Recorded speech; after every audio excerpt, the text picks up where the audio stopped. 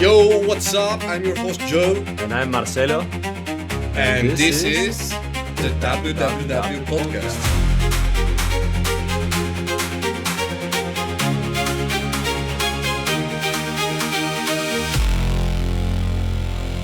Okay, hello everybody.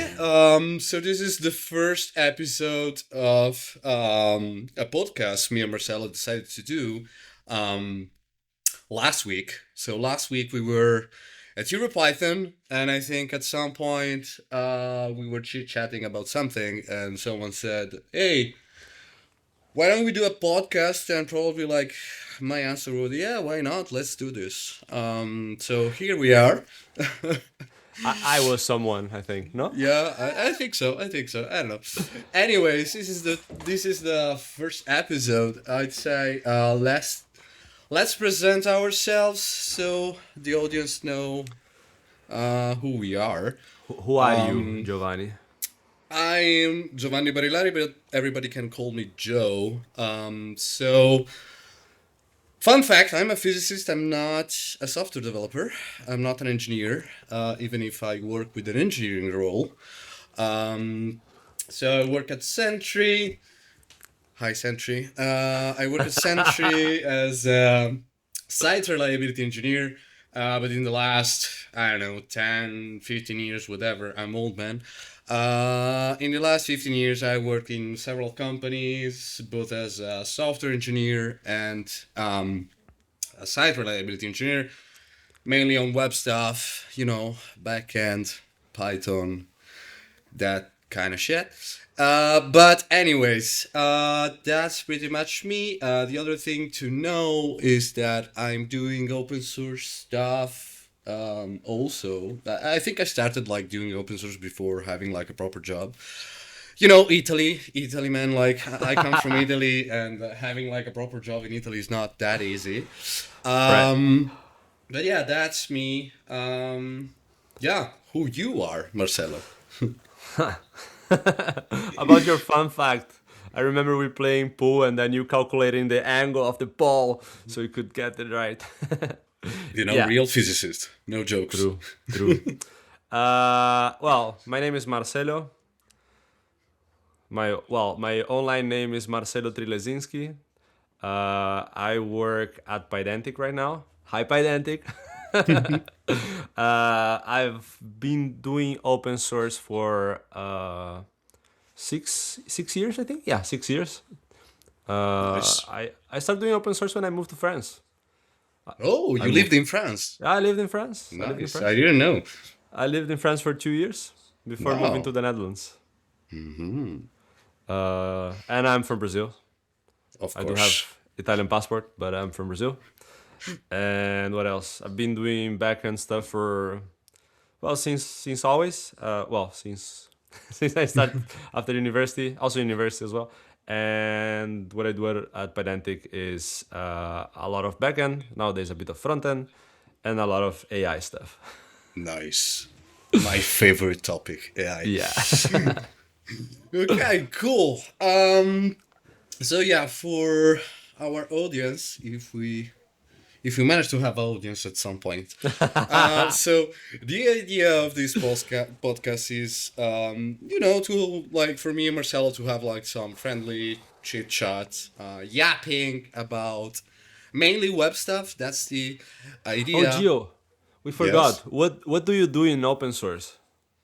Oh, what do I do in open source? Like a bunch of web stuff. So I'd say like the most famous project I maintain is called Granian. Is a web server, kind of competitor of Marcelo's project UVcorn. So yeah, but I didn't like. I don't know, man. Like I think I manage right now like more than 20 packages. Most of them are web based. So like also for listeners, like I kind of launched like my web framework in Python because of course we didn't have enough frameworks. Yeah. No, wait. When did you launch it though? Was I it think like it that? was like 2014, so at that time we had plenty of frameworks, man. Oh, okay. I'm that old. Yes. Like I launched my own framework. It's called Emmet. At the time, it was called WebP, but I changed the name after a bunch. I kind of design like all from the ground up. So the web framework, the templating system, the ORM, like everything, right?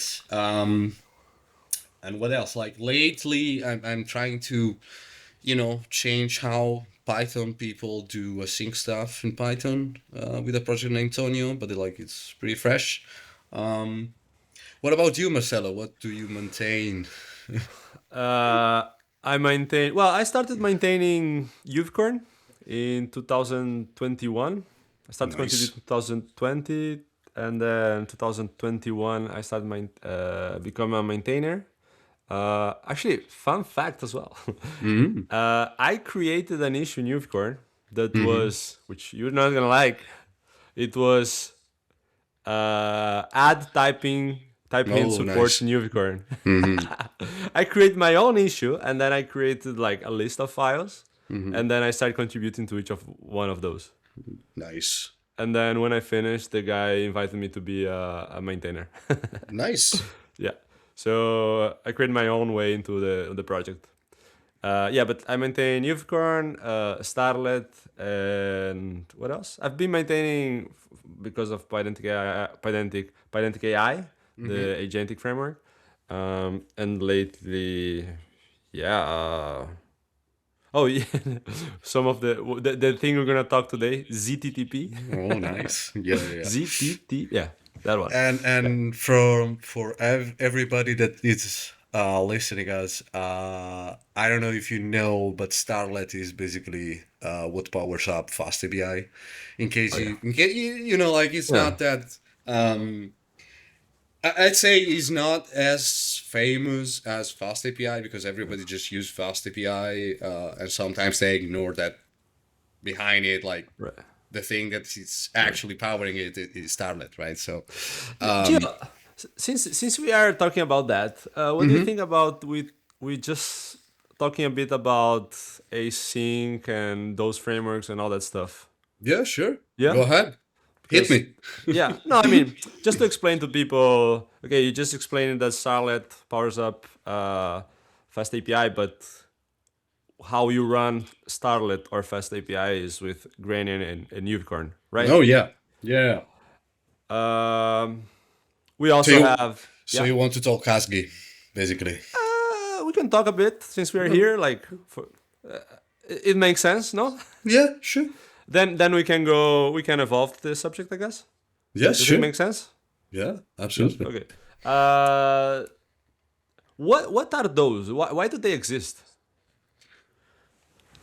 That's a nice question. Like I guess at some point, you know, uh people kind of get tired of doing um IO stuff with synchronous Python. Like if you think about like the old.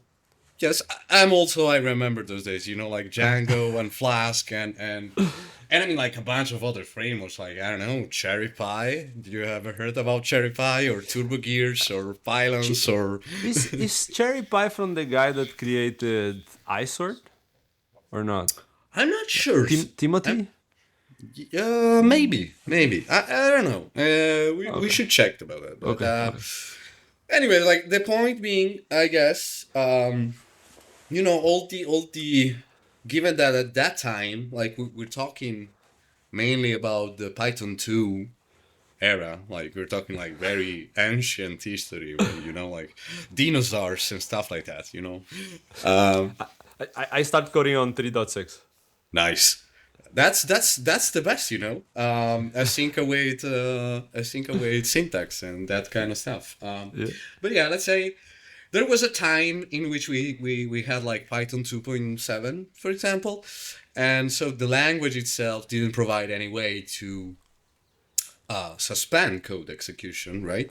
And so when, let's say, for example, you wanted to do something like a web server, so a web application or something like a website, and you had to talk with a database or make a request to something else, right? So the problem with Python is that without support for suspension, right? Like you kind of you're kind of blocking like the whole process for like one request, right? Like if it takes like a second to get whatever you want to get from something else, you're basically doing not doing anything else in that moment, right? Right. And this is especially bad in Python because of course we have the GIL. I mean, now we also have like free-threaded Python, but let's say the vast Let's evolve the majority, conversation. yeah, the vast majority of deployments out there like use the GIL, and so that's especially bad because even if you have threads, you're still blocked because just one thread can actually run Python code. And so I guess like at some point someone kind of was tired about this thing. It was very hard to scale Python stuff that way, and um, and so I guess like when they introduced the asynchronous stuff in the language, that if I'm not mistaken, it was like Python 3.4 maybe, but it wasn't like with the async await syntax. It was like with yield from, and you had to use like a decorator to specify like a method was a coroutine and stuff like that. But I guess at that point, like people realized, hey, so we have a protocol in Python uh, for web stuff, which is Vuzgi. Oh, you call it Pep, Vuzgi? Really? WSGI, Vuzgi, I don't know. Like I every didn't know that. I always said for 5 years I've been saying Uasgi. UASGI. Yeah, Okay, that's crazy. I mean, I think like depending on. I mean, I'm not an English native speaker, you know, so Me I don't neither. know who is right. So I guess Vuzgi, WSGI, whatever. PEP 333 for Boom. clarity. Yeah, boom. Like, you know, my memory. I spent a bunch of time on that, you know, because designing a framework working with Vuzgi, like, it was, oh my god, man, a pain in the ass. Anyways, but yeah, that protocol was designed again on the synchronous stack of everything. And so at some point, someone, I don't know actually who designed like the first draft of the protocol. I don't know if like it was the Django Foundation or something like that. Um, Yeah, we're talking about Uasgi. ASCII. So Asgi. like Asgi, I know yeah, that one. Yeah. yeah. So because like Vuzgi, WSGI was designed for the synchronous one. So all the async like someone at some point said, oh, maybe we need a new protocol, a new application protocol. And so that's ASGI, ASGI. I don't know if people call it like differently. Um, but yeah, that's when a bunch of new frameworks started showing up. Um, Yeah. Um, a bunch or some, because I mean, we have I think the ASCII ref repositories from 2000. It must be 17 because mhm, or 18. One of those 2 days because Starlet is from 2018 and Fast API came at the end of the year mhm. with on top of Starlet. Um, so 2018 around that time. And yeah, the ask itself was developed under the Django organization. We Mm-hmm. still have the repository under the Django organization. Mm-hmm. um But what yeah, I else? think like at the beginning that there was like a bunch of framework, right? Because we had like the Sanic moment. Oh I don't know if yeah. everybody remembers like Sanic, like, but at some point like that was, I think it was the most famous asynchronous framework at the beginning of the async stuff, probably. Um, I have the Sonic maintainer on Discord. I talk to him from time to time. mhm.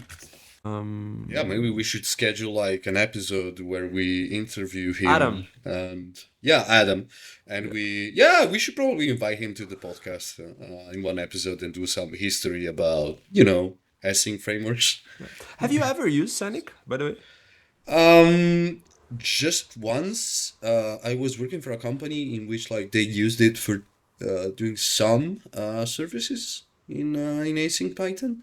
Okay. Um, but yeah, I can't really tell what year was it. Like I don't remember when this was. To be honest. Um, but yeah, like I'd say like at some point we had some choices. And then I'd say like in the last 4 years, probably like fast API become like the dominant choice, I guess. Yeah. Do you remember? Well, besides that, do you remember Black Sheep? Oh yes, of course. From It seemed, Roberto Pivato, right? yeah, yeah. It seemed a very nice alternative at the time, Mm-hmm. right? Have you ever tried that one? No, but I try to contribute.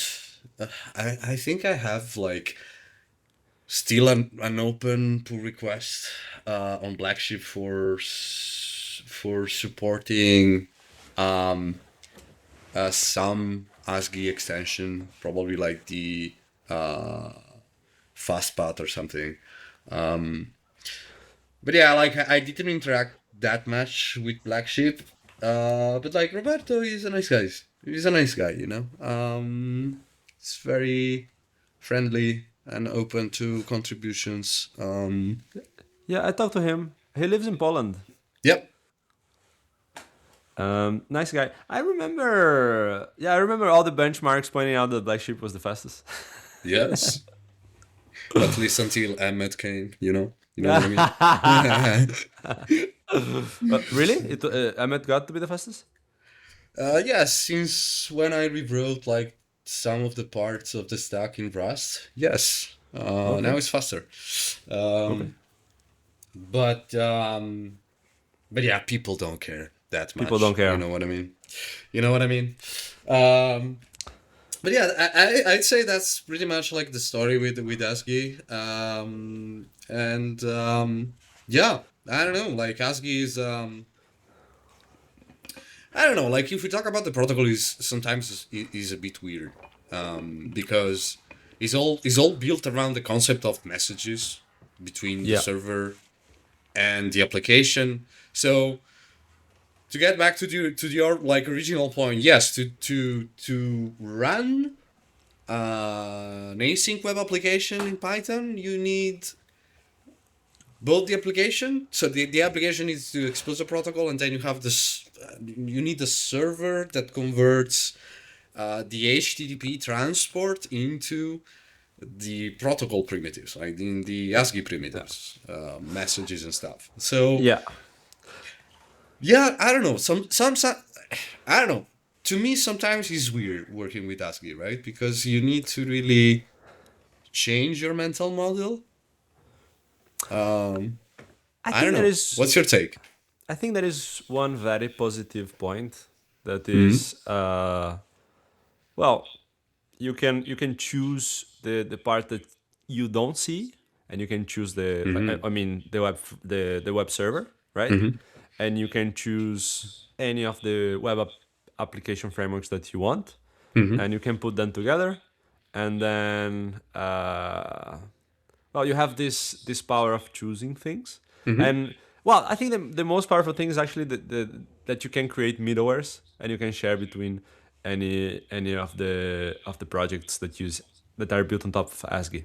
Hmm. But I guess you know this more than me because you are like performance, performance. That is a penalty of performance having to stick to a specific to even use this kind of specification, right?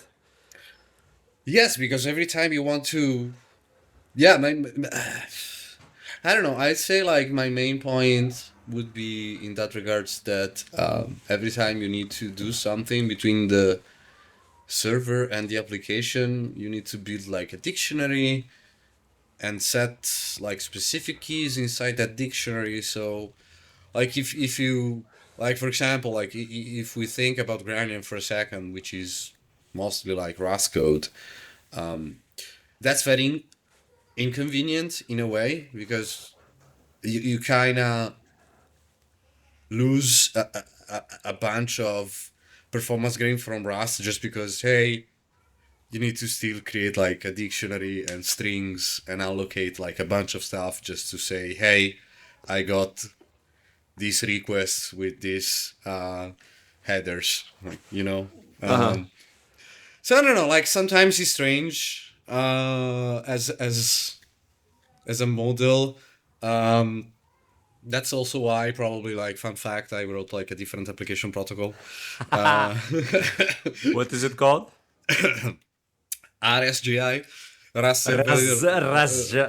Rasgi. Rasga. Yeah, it's mainly designed from the perspective of having like a Rust code interacting with a Python application. Right. So it doesn't use What? dictionaries. It uses like actual objects. So it's kind of easier. Like it's kind of cheaper to like build those objects because like they're classes at the end of the day. You don't need to like allocate strings for dictionary keys and stuff. So that's mainly the purpose. Gio, for the audience, Mm. why you mean that having dictionaries would be more expensive than having this right structured object? Is that your point? Yes, because like I don't know, like if you ever try to. Well, I guess you use Pio 3, right? And for the audience, Pio 3 is a library to uh, write Python native extension using Rust. So instead of using C and the C API, it's this beautiful layer actually in Rust that wraps the C Python APIs behind like Rust objects and methods and structs. And so my main point is that when you want to create a dictionary in Pio 3 is like you need to first make a call into the CPython API to just create like the dictionary, and then you have to make all the calls to create the strings for the keys and insert like one by one those keys and values into the dictionary like one by one. So every line is an FFI call between Rust and Python. So like in Rust, like in Python code, like that's very cheap. Uh-huh. In C code or like Python or like foreign languages like Zig or I think also in Zig is the same probably. But yeah, like the amount of calls you need to do back and forth to just create like a dictionary with 3 keys is like at least 4 calls, right? Okay. So I don't Okay. know.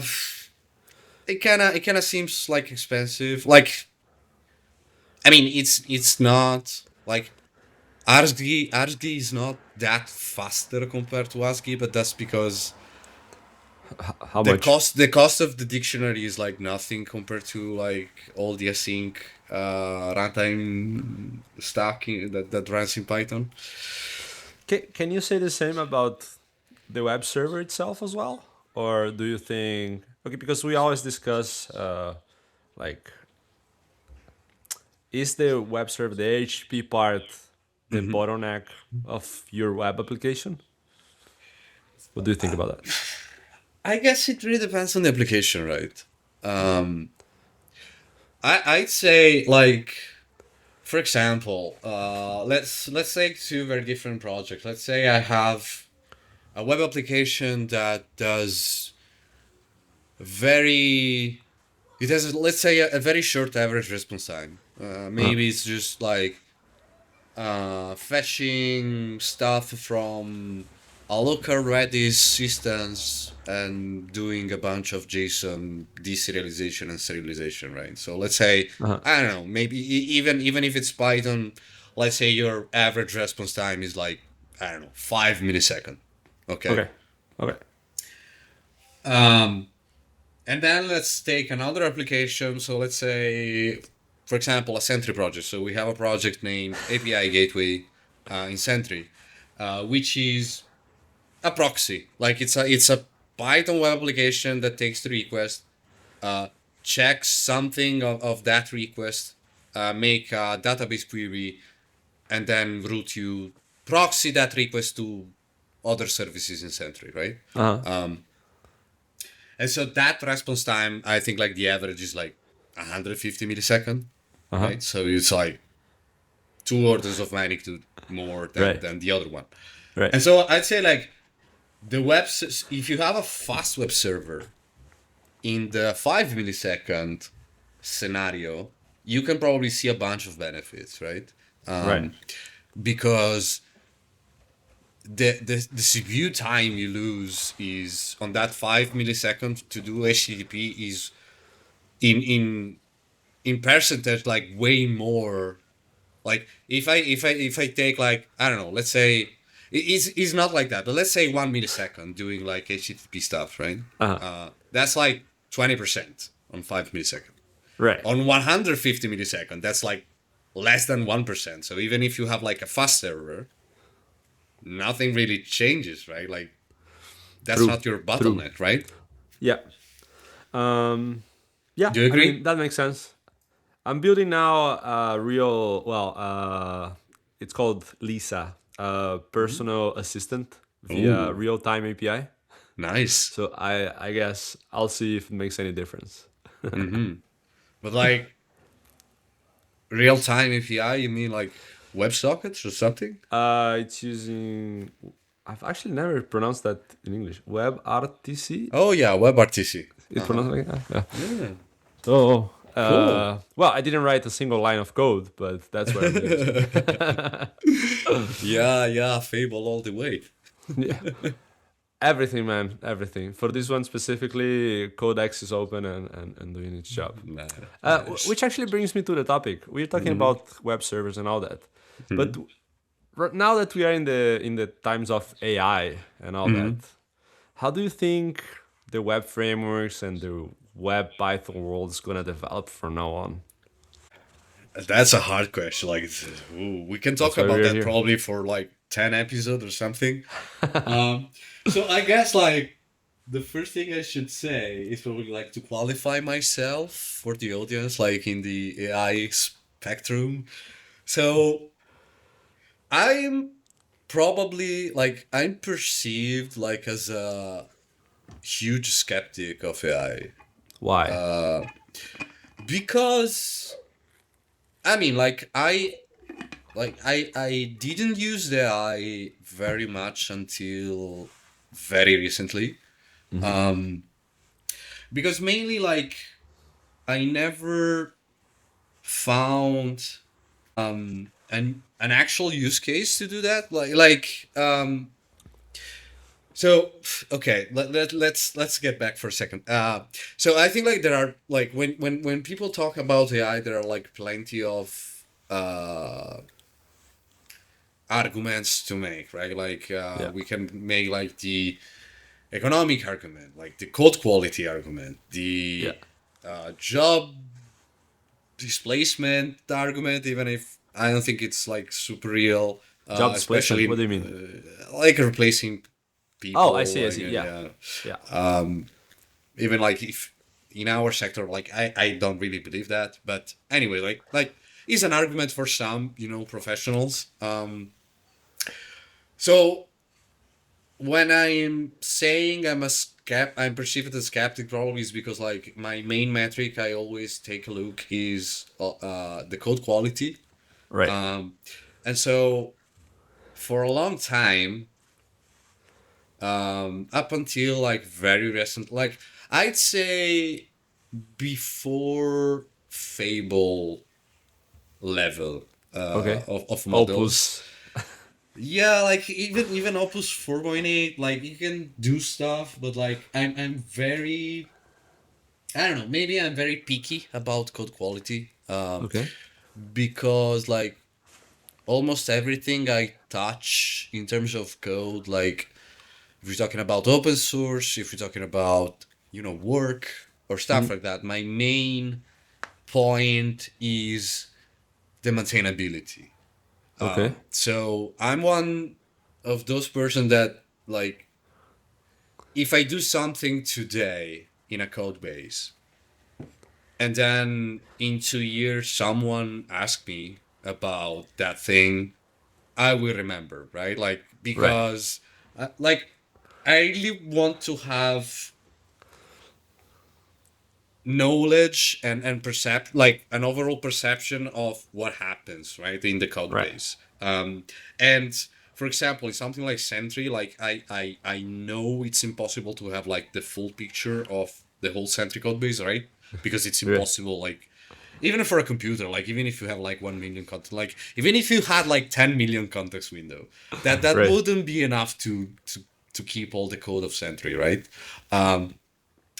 But for the things I work with, like I touch every day or like even like once a month, I kind of want to have like a proper idea or knowledge of what happens, right? Uh-huh. Um, Uh-huh. and so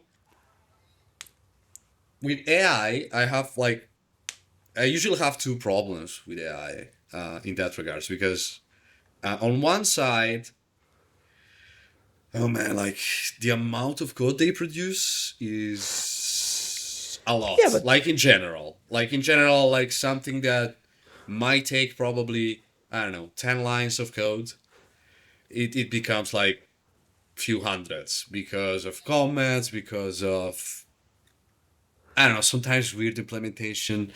Uh, Sometimes you like they, for example, in Python, sometimes they just throw imports everywhere, like in the code instead of the top of the not file. Double underscore underscore import somewhere. Like even in some of your like AI experiment, I remember this, seeing this. Uh, but so that's one thing, like, because that makes like my life very hard to understand what's going on, right? Because the amount of code I have to not memorize but like understand is becoming like way much, and I don't see the actual point on having more code to do something that can be done with less code, right? yeah, um but for example, on the point of importing inline of in functions and dunder stuff, I think that was present in some versions before, like 4.7 or 4.6 of Opus. But mhm. for 8, for example, I didn't see that, and I think things are improving. And one thing that I think has been very useful lately is you can, for example, say write this code as if you were Giovanni Barilari, and you see what happens. Like Yeah, it good luck. changes. Yeah, it does work. Yeah, no, I get it, like, but like Opus 4.7 came out like what, 3 months ago. Opus Uh, 4.6 is like from November last year. So like that's why I'm saying, like, up until very recently, right? Like I started experimenting with AI stuff like, I say 3 years ago. So like really? yeah, I mean, like, I want to understand like what's going on. Like I want to stay updated with Okay. what happens, right? So Right. I without publicizing that, like I always like made some experiments with Right. models and stuff. Uh, so for a long time, for example, I had like a prompt for one of my projects, Granian, Yeah. to implement like a feature I implemented. So the prompt was like to implement that same feature, Yeah. right? And so every time like I checked out to the version prior of that feature and tried like every new model coming out, like that was my, let's say, main trial of a new model, to I see see. like, okay, here's the prompt, and every time, like, see how the output was compared to my implementation, You right? love benchmarks. Yes, I do. And so again, like, for a long time I didn't found AI useful to do that kind of stuff in terms of code quality, because the quality output was very low compared to my standards. Okay. Maybe I have too high standards. I don't know, Marcelo. But I and then then there's the other argument, which is, for some projects, I don't want to have like I don't want to have doubts. You get what I mean? Like I don't want to start opening like the Pandora's box and say, okay, I allow AI code to get there. So for example, Granian is one of those projects. Right. But even if we take like a fresher project, like if we take Tonio, right? Like it's the last big, let's say, open source project I'm working on.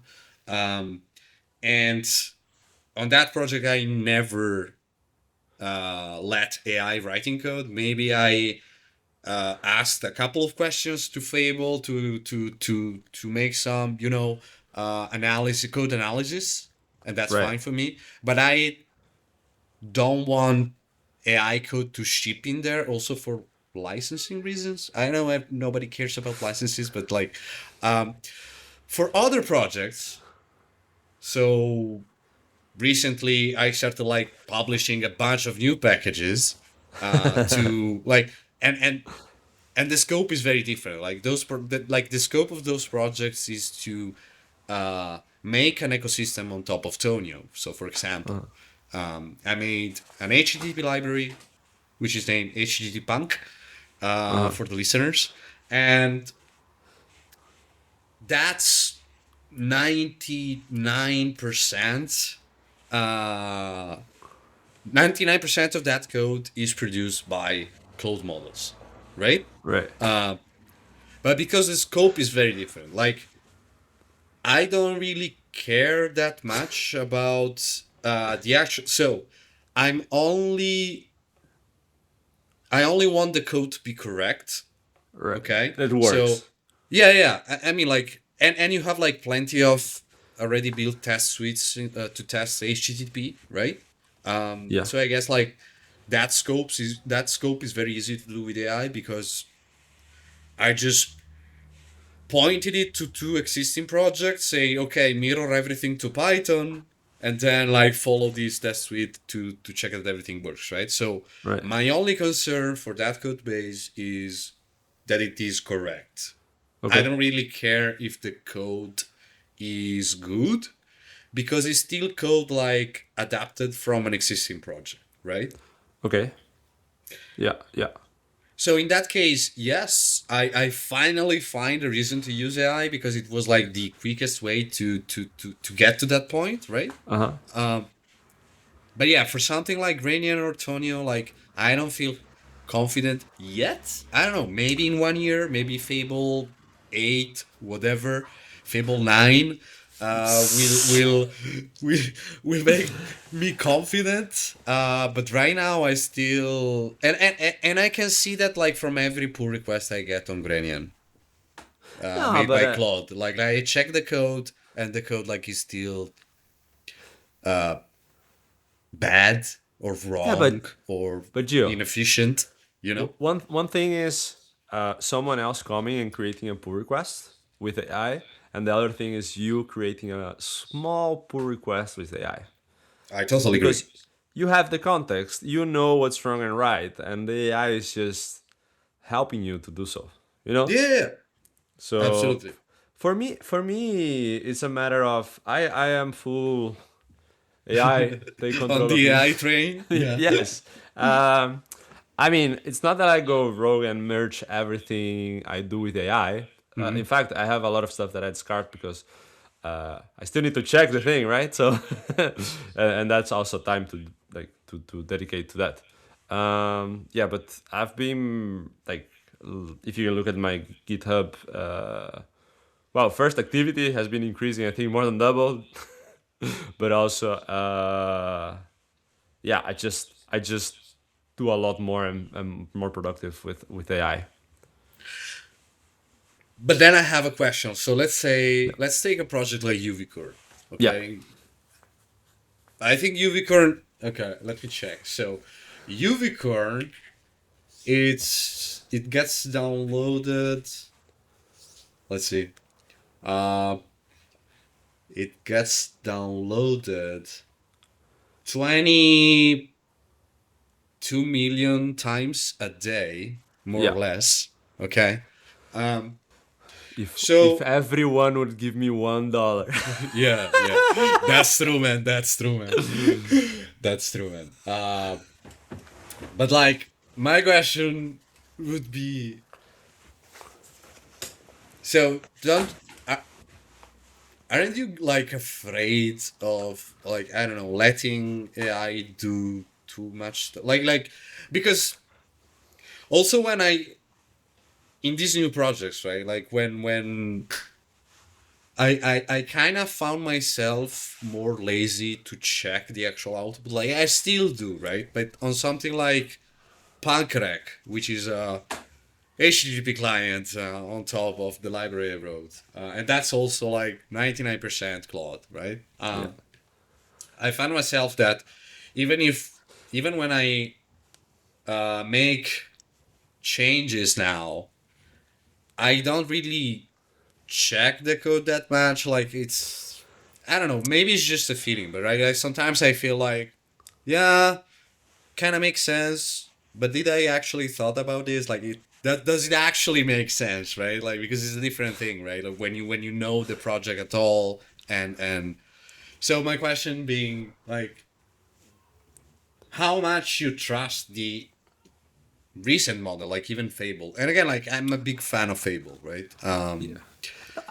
How much you trust it, like to do like the amount of work you do recently because you're more productive on a project like Uvicorn. Because again, like to my perspective, like if I break something that involves almost everyone on the planet using like an async web app, right? Like I don't know. Well, I think first, I don't trust a lot anyone Okay. or any model. Okay. uh, but I do trust in myself. Boom. Boo. That's No, the attitude, man. That's the attitude. I think the point is I have my own guardrails with AI, right? I Okay. have and philosophies that help me while working with AI. So on Uvicorn, for example, that is Mhm. 100% coverage, high level uh, percent like coverage, which is something we can talk about later or in another day. But the point is, there is stuff in place. I have also codec security feature linked to Uvicorn as well. So if I merge something that has any security concerns, I can go to codecs and check that something bad. I merged something bad, so it warns me before the release anyway. Mhm. Like I have stuff in place that also I merge always a small pull requests. If you like if people I think people use those projects mainly because of fast API I think, but also because it people haven't been unsatisfied with the maintainability because I don't add breaking changes on the projects anyway, and that has Mhm. been for years. So I always try minimal changes. When I'm planning a deprecation or removal, it's step by step by the book, Okay. and so given that I have those guardrails, philosophically speaking, and also in the code, then Mhm. I think it reduces the risk Mhm. and the unsatisfaction Mhm. unsatisfaction by the consumers. So I think those things are important, at least for an open source project that is being used a lot. For a new project, I guess you can just do whatever you want. Mm. But yeah, again, like if you start a new project, Yeah, I think then it's very hard to trusted. have. I mean, but if we reason like on a bigger scale, let's say, okay, you launch a new project, you did that like, let's say HTTP Bank, like it took me like 1 week with Claude. Yeah. Okay, if I had to do that by hand, it probably would require me 3 weeks. So let's say I saved 2 weeks of work. Um, Okay. yeah, I'm pretty confident, man. Uh, Okay. it's it like for me, it will never be like 10x or Okay. Okay. 100x. Like to me, Okay. it's more like I'd say, yeah, probably like I can reach 3x on some specific stuff, but like more most of the time is like, I don't know, like 1.5x. Like Okay, that's Okay. my perception at least. But again, if I think about like 1 year from now, Yeah, okay, and I that's crazy. say, That's a lot of okay, time. yeah, but like, hey, like I maintain Emmet since 2014. Like those are like 12 years I'm maintaining it. Like that's my mental model, right? Like if I Right. did something, not necessarily people use it, like I don't really care about that. But like it's my main point is like it's something public I made and Uh-huh. I want to work like good, Yeah. right? Uh and so to me, it's really hard to imagine what will happen to myself like in 1 year from now if I had to do something on HTTP Punk, because I know the code, but I didn't wrote the code, so I don't know that code that much as I do on the other project I'm used to maintain, where I can do, oh yes, this thing, this bug, okay, this file, this line, blah blah blah. I can do that like immediately, right? Mm-hmm. That's also why probably on those projects like AI doesn't really help me, because I'm usually faster than Fable 5 to fix something. Whoa. I mean, Fable 5 is very slow, to be It fair. is. It is. To It be is. fair, right? Uh, but yeah, I guess that's my point, right? Like, it's not just about, like, I understand, like, if you think about, hey, I just need to ship this thing today, yeah, AI is super powerful. But, like, in terms of maintainability, I don't know, man. Like, would you ever, for example, okay, let's take what was the original topic for this first episode. Like, would you do something like the author of Ban did with the right? Like like huge project. Like Ban Yeah. is a huge project. I don't know how many thousands of line, thousands of hundreds of thousands of lines, or even millions of line. I don't know. I have no Yeah. idea. Never checked the repository, but he took like this huge project, Yeah. which is used like in production by, I don't know, like 10% of the planet, let's say, Uh huh. um, and just take like what, a week, 11 days, something, Uh huh. and completely rewrote from scratch, like in a different language. Okay, through AI, like only AI. He didn't wrote. I think he didn't wrote like a single line of the right. But So he had a would plan, you do right? that? Like for example, let's say like, hey, I don't know, like tomorrow, like this weekend, you have nothing to do because maybe outside is rainy or something, and your girlfriend is somewhere else. So like you have nothing better to do. Okay, Uh huh. so let's say you are in this situation. Would you ever like say something? Okay, let's take Uvicorn and rewrite it in Zig with Fable or something. Like, would you do that? It wouldn't be Unicorn. Okay. Do you have like another project which is widely That used would that make you? sense. Um, yeah, I do have. We have, for example, at Pydantic we have AI gateway. Uh-huh. It's built in TypeScript. Okay. Um, there were questions why not in Rust, so there's always questions about that.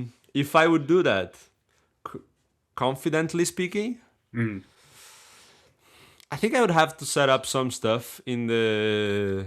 I would have to be confident in some stuff before doing it, I guess. Like, for Mm-hmm. example, my test suite, I Mm-hmm. really need to have confidence on what's written in the test suite in a way that I would first do it kind of a test suite that's language agnostic, I guess.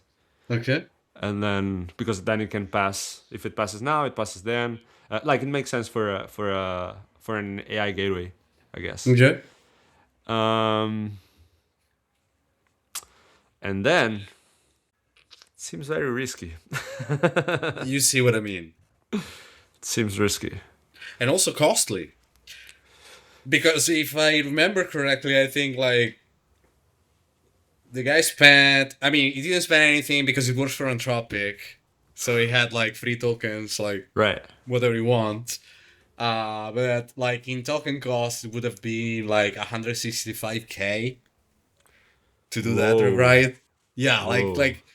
like that's the cost of an engineer in a company for a year, right? Like, I mean, Poor not a planet. super good like if we're talking about US, okay, maybe it's Yeah. like a mid or junior. I don't know. Like SF Yeah. is crazy, but like in Europe, that's a super nice salary, like a yearly salary, right?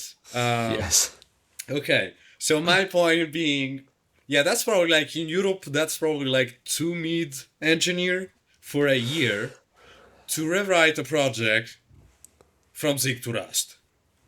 Does it make any sense? Did it? Do you know what the results were about the ban experiment? Were Yeah. people happy? Which people? Like that would be my first question. Like Were the Zig people happy? I don't know, like maybe no. I mean, like the language owner like made a kind of strange blog post. And that caused like a bunch of drama, around on Twitter. Oh, sorry, not Twitter now. It's called X.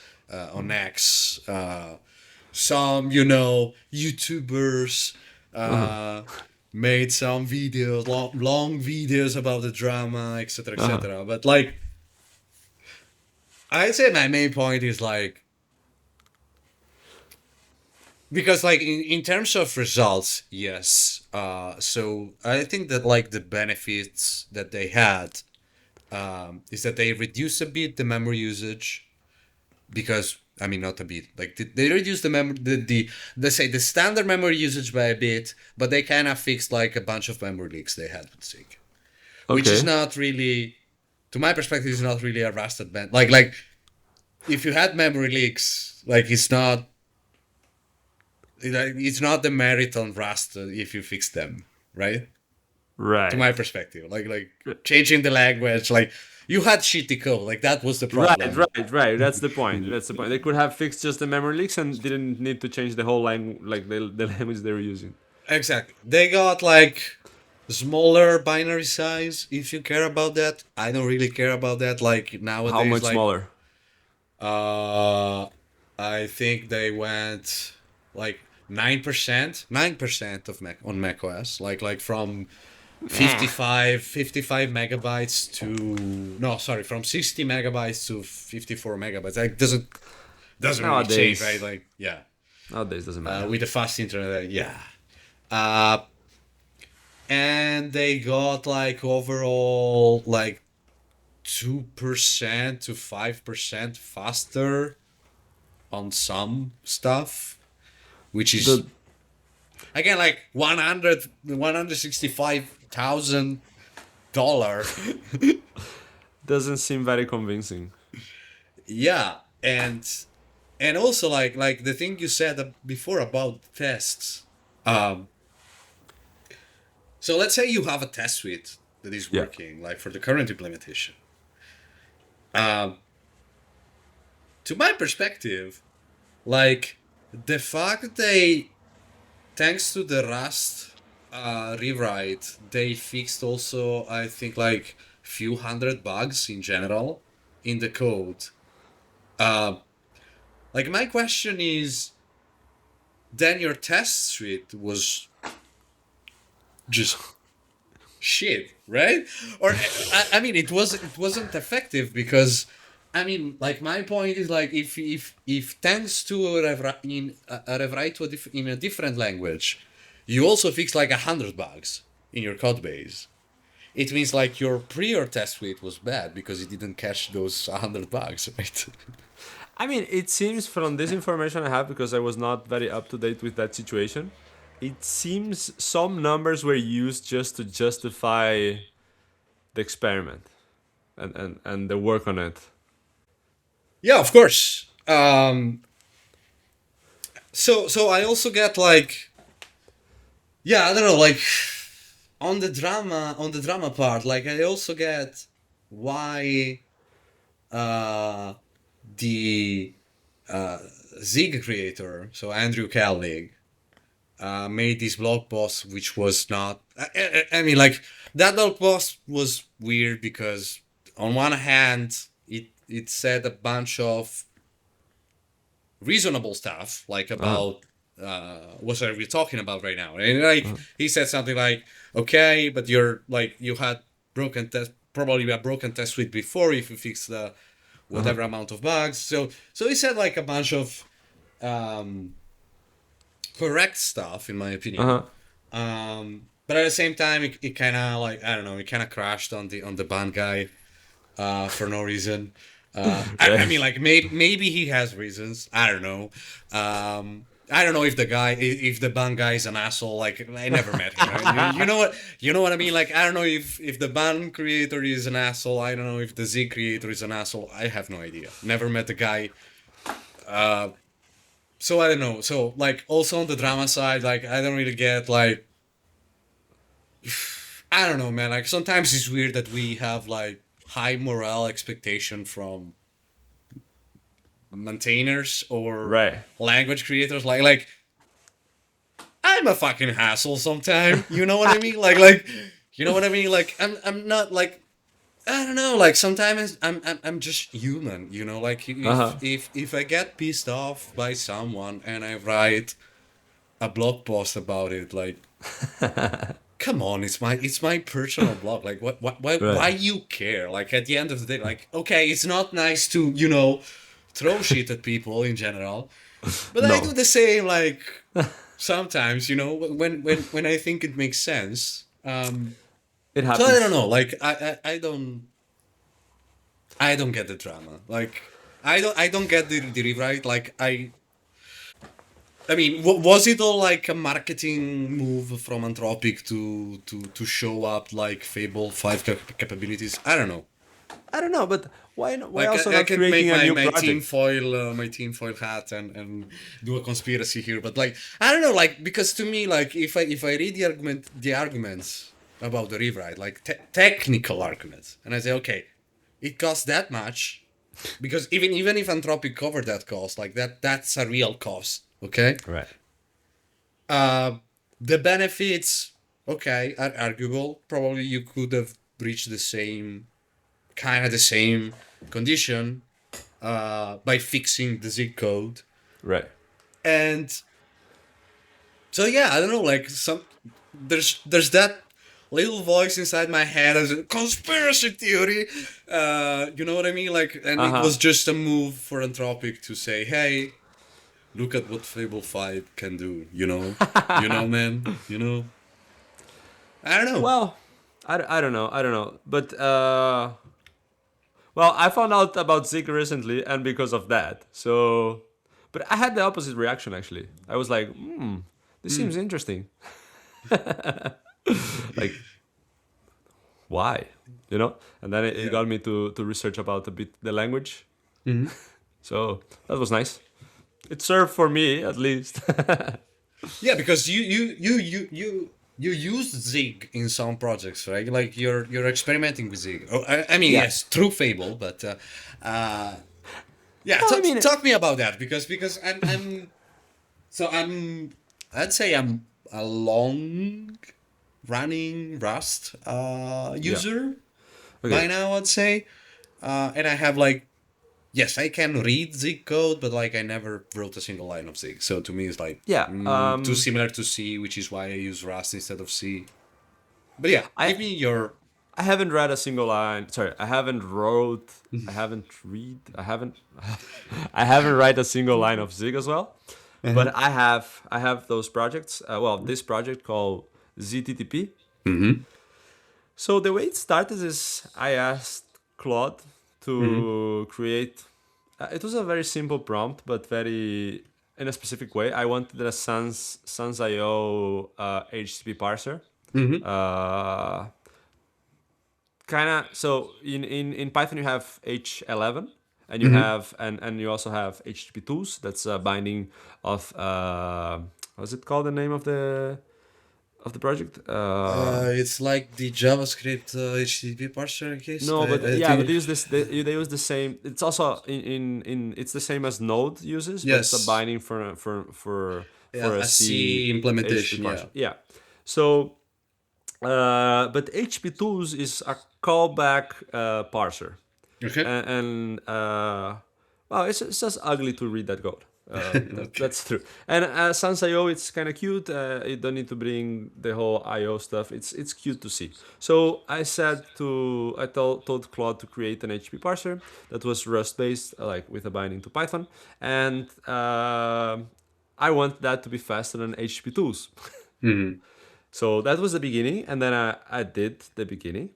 And what I think is, in the beginning, it should be already faster, because you don't have the all the thinking and all the constraints that you like, and the conditionals. Because at the end, you still you catch up on the, or at least you lose a bit if you are if it's really like the best performance it can be. Okay, so that was my thinking. And when I did that with Rust, it was not faster.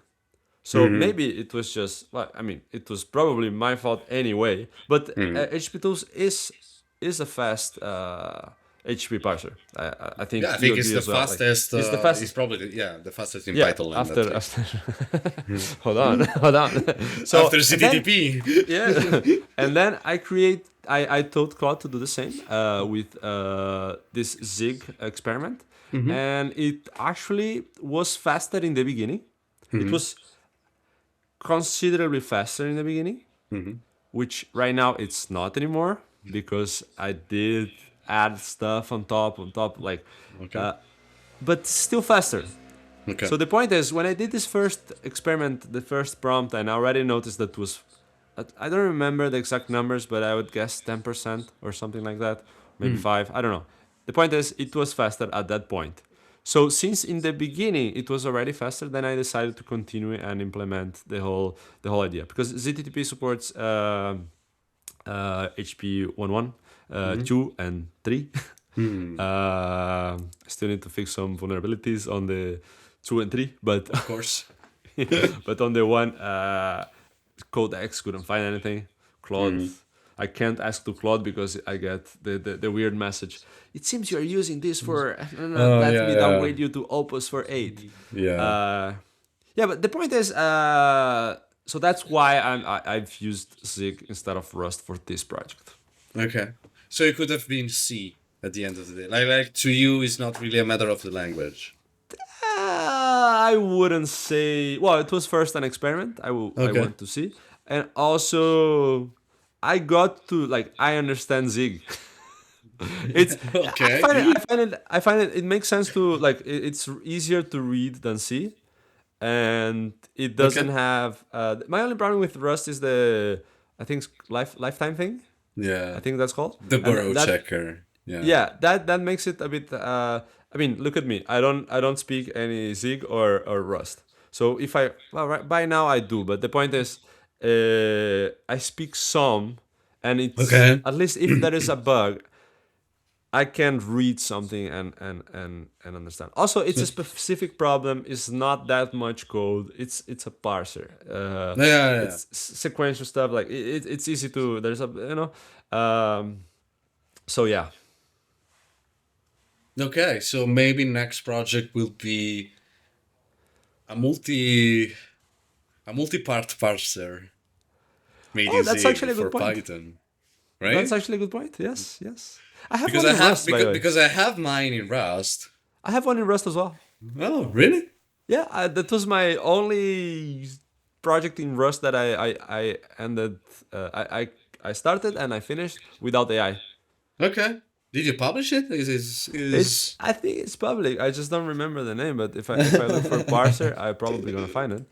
Uh, my keyboard got disconnected. Hold on. Oh yeah, it's back. Let me check. My repositories. yeah, because I'm curious because Parser. I also have a Oh, parser. I call it parser. So if you look What an for, original name.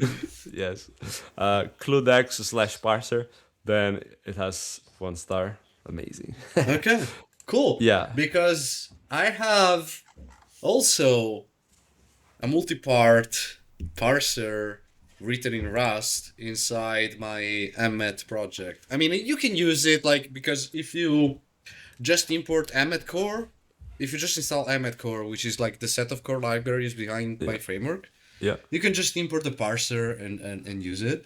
Okay. But yeah, I think I'm gonna benchmark yours versus mine like for I don't know next week, so we can see how it goes. Like in next episode, we can talk about it. But mine doesn't. I mean, I don't really know the unsafe keyword stuff, Uh huh. but I've seen another multi-part parser before mine. Uh huh. Well, the thing that happened is I saw this multi-part parser and then I forgot how it looked Mm-hmm. like, and then sometime after I came back and I was like, okay, I'm gonna do this multi-part parser. But Uh huh. I recall in my mind that there's a lot of unsafe on the parser, Uh huh. which I don't. Again, I don't know right now. And the point is, yours probably has the unsafe keyword there, right? I need to check. But by the way, like I don't. Okay, I will just search for unsafe in the project. No, No? zero unsafe Well, then blocks. benchmark it. Let's see. But again, like I guess you're missing the point. Like if you're using Rust from Python, Oh, yeah. every call to Pio 3, like behind that there's an unsafe lock. So like I don't know, like man, do we really want to talk about unsafe block given like that the whole Python is unsafe? That's crazy. Yeah, that's crazy, man.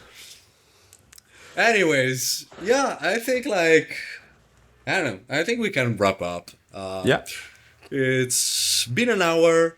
I hope like for I don't know the two listeners that will probably listen to this. If it's two, I'm happy. Yeah, I hope we hope you enjoy this. We don't really know how you get this if you're listening into this, but we appreciate. And if you want to suggest us what to talk about for the next episode, feel free to leave a comment and whatever you know how it works. So Also, yeah, yeah, we're trying this format of 1 hour and being random about subject. This is the first try. If you suggest something different, we can also try. We can also try some experiments in code, checking some stuff, sharing screen, doing last time as well. This was just an experiment, so feedback is welcome.